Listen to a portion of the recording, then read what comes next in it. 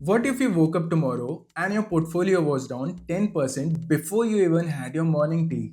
For crores of investors, that wasn't a what if. It was reality on Friday, June 13th, 2025. News channels flashed red. Iran and Israel were at war. Your phone might have been buzzing. Your WhatsApp groups would be in a frenzy. And that price chart on your investment app, it would be pointing straight down. That feeling in your stomach, that's fear.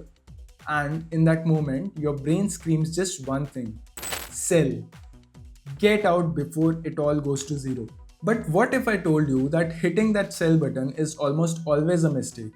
And if you're thinking, I'll just wait and stay away from the markets until this war blows over, you're making an even bigger one.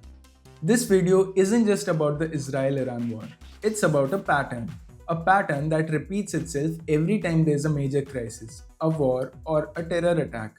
Today, we are going to dissect that pattern. We'll look at hard data from past wars, and I'll give you a simple framework to not just protect your money but to potentially find opportunities when everyone else is panicking. So, what happens when a war breaks out? The first thing that happens is a flight to safety. Imagine you are a big foreign investor from New York or London. You have money in countries all over the world. Suddenly, a war breaks out in the Middle East.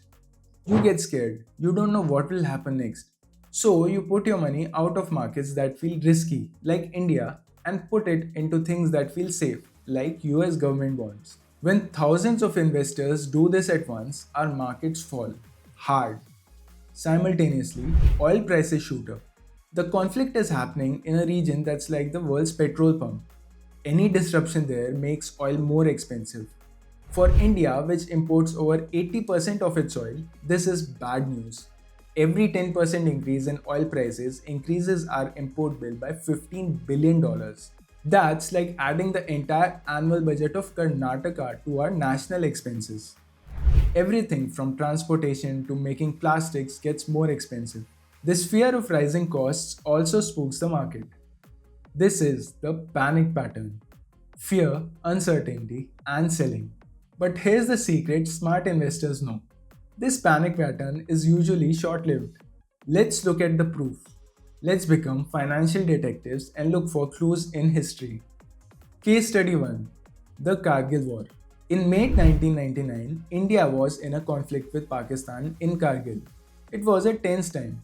Logically, you'd think the stock market would have collapsed. But after an initial dip of around 16% in April, the Nifty 50 didn't just recover. By the time the war got over, Nifty 50 soared by around 48% from the lows it made during the war. Why? Because markets hate uncertainty more than anything. So before the war, there were whispers and worries. But once the conflict began and it became clear that India had the upper hand, a sense of clarity returned. Investors realized the country's economy was still strong. So they started buying again. Case study 2: The 2611 Mumbai Attacks. This was a direct attack on India's financial heart. The shock was immense. The markets fell by about 7% in the following days. But what happened next is incredible. Less than a month later, the market had already recovered those losses. And 1 year later, the Nifty was up by more than 90%. Think about that.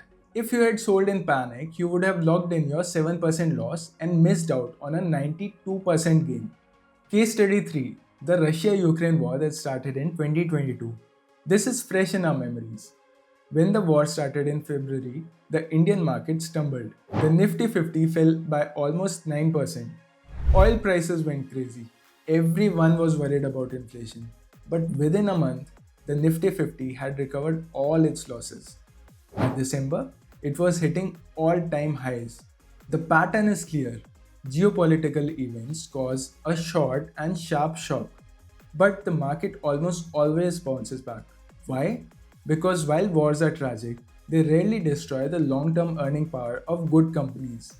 People still need to buy soap, eat biscuits, and use banking services.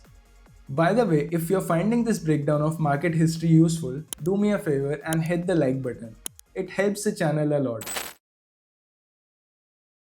Now, when stocks fall, there's one thing that usually shines bright: gold.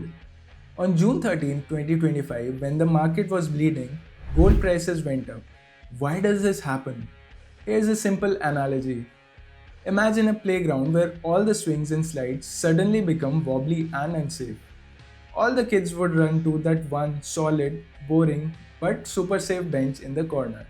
In the financial world, that boring, safe bench is gold. For thousands of years, gold has been seen as a store of value. It isn't tied to any one country's government or a company's profits. So when fear is high, people rush to buy gold, pushing its price up. So, knowing all this, how should you act?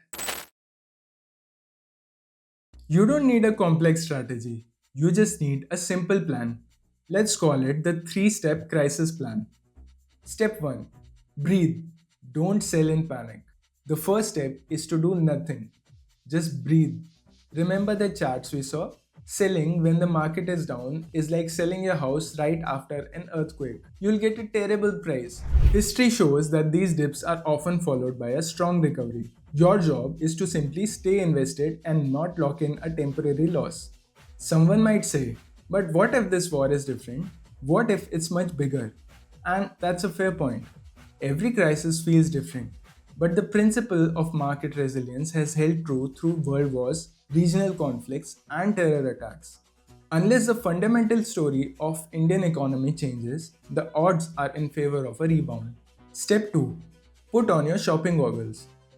This might sound crazy, but a market crash is a sale. Imagine your favorite sneaker that you've been eyeing for months goes on a 30% discount.